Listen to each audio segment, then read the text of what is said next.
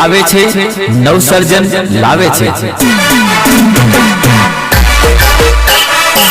અનુક્રમણિકા નંબર 2 બીજલભાઈ ચાવડા। મિત્રો, માળિયા હાટીના તાલુકાના બાબરા સીટના ઉમેદવાર તરીકે કોંગ્રેસ પાર્ટીએ મને પસંદ કર્યો। એના વતે હું પાર્ટીનો ખૂબ ખૂબ આભાર માનું છું। અને જેમ કે બાબરા સીટમાં આવતા ગામ જેમ કે જંગર, પકાળા, રાબાવળ, બાબરા અને નવા જૂના વાંદરવડ, આમાં અમે ઘરે ઘરે જઈને પ્રસાર કર્યો અને વ્યક્તિ દીઠ મળ્યો। જેમ કે 6 ગામમાં મળવામાં મને એવું પણ જાણવામાં આવ્યું કે ગામના ઘણા પણ પ્રશ્નો એવા છે કે જે હજી વર્ષોથી હલ નથી થયા। અને જો લોકોએ ઉમેદવાર પસંદ કર્યા આગળની ચૂંટણીમાં, જેને ચૂંટાઈને મોકલ્યા 5 વર્ષ સુધી પોતે વ્યક્તિ કોઈ સભા કરવામાં આવી નથી અને વ્યક્તિગત મળવામાં નથી। ચૂંટાઈ ગયા પછી એવા મને પ્રશ્ન કરવામાં આવ્યો કે જેને અમે અહીંથી ચૂંટવીને મોકલ્યો બીજલભાઈ, એ ફરી કોઈ દી પાછો આ ગામને અમારે કોઈ પ્રશ્ન હલ કરવા કે કોઈ મળવા નથી આવ્યું। ચૂંટાયા પછી વાયદા તો અનેક કરે લોકો, પણ પાછા આપણા સુધી પહોંચતા નથી। તો એનો પણ મેં લોકોને વિશ્વાસ દેવડાવ્યો અને હું એવી પણ બાંયધરી લઉં કે જો કામની સમસ્યા આવે તો કે ભાઈ મકાન જે નાના માણસો જે છે કે જેનું રેસિડેશન પતરાવાળા અને નરિયાવાળા મકાનમાં રેસિડેશન છે એને પણ લાભ નથી મળ્યો। પ્રશ્ન બીજો કે ભાઈ આ શૌચાલયનો પ્રશ્ન છે, તો શૌચાલયનો પણ પ્રશ્ન કોઈને નથી મળ્યો। અને રોડ રસ્તા તો કે મેં 6 ગામનો પ્રવાસ કર્યો અને ઘણી વાડી વિસ્તારમાં પણ રહી, પણ આપણે રસ્તાના પણ કામ જોયા તો કે નહીં, લોકો સુધી ફરિયાદ તો બહુ મોટે પાયે છે, એનો પણ ઉકેલ કરવામાં નથી આવ્યો।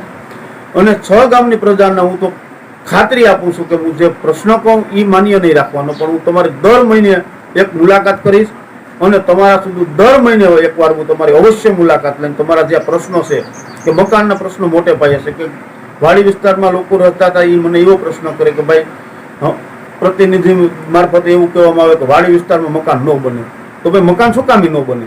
મારું પોતાનું ગામ પાળકવા, હું પહેલાં તો ઉમેદવારી શા માટે કરવા આવ્યો કે નજીકનું ગામ અને ડાયરેક્ટ લાઈવ મારા રિલેટિવ છે બધા અને વ્યક્તિગત હું ઓળખું છું, એટલે મેં આ સીટ પણ એવા માટે પસંદ કરી કે આપણે પોતાનો વાસ્તવિક સ્થાનિક ઉમેદવાર તરીકે આપણે ફરજ બજાવી અને લોકોની સેવા કરીએ। અને જો કે રોડ રસ્તાની વાત આવ્યા હતા તો એ ખોટા વાયદા કરીને વહી ગયા। મકાન જેવી બાબત આવી તો કે વાડી વિસ્તારની અંદર મારા ગામની અંદર મેં અત્યારે 62 મકાન પાણકવામાં મંજૂર કરાવ્યા। એમાં વાડી વિસ્તારમાં લોકો રહે એના પણ મકાન થયા અને ગામમાં રહે એના પણ થયા। જેમ કે પ્રધાનમંત્રી આવાસ યોજના છે ને, એ એક યોજના એવી પણ છે કે વાડી વિસ્તારમાં જે લોકો રહે એના પણ લાભ મળે। અને વાત આવી ગોડાઉનની તો કે જે નાના ખેડૂત છે એના ગોડાઉન બનાવવામાં આવે તો કે ગોડાઉન નથી બન્યા। અને પાણીની સમસ્યા તો કે મોટે પાયે છે, પીવાના પાણીની સમસ્યાઓ, અવેળાની સમસ્યાઓ, એ પણ હું તમારે અવશ્ય રહીને હલ કરી અને નાના મોટા કામ કે કોઈ કૂપનના કામ છે, આધાર કાર્ડના કામ છે, તો તમારે કોઈનો સંપર્ક નહીં કરવાનો।